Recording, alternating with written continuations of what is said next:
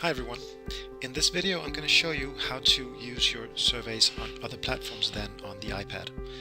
I previously showed you using the Run button that you can enter the code that you get here, the survey code, on the iPad to download the survey. But you can also use an HTML link. This will enable you to publish a survey on a desktop computer or a laptop computer or tablet or any smartphone. So, by pressing or copying this link, you can see what the survey looks like in HTML.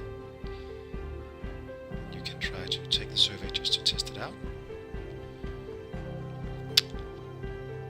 And it's away. Now, you will see in your overview here, if I refresh, you will have one answer in your survey.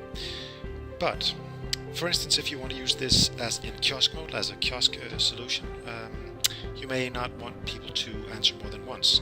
Right now, if I try to take the survey once again, you will see that it blocks. It means you can't answer more than once per device. However, if we instead go to settings on this survey and go to the link settings, you can choose here to allow multiple answers, which means by enabling this, you will now allow more than one answer per device. This means if I go back and click on my survey once again, I will be allowed to take the survey once again. More than that, once you've taken the survey, it will reload to the start screen again, which means you can have it as a revolving survey in kiosk mode.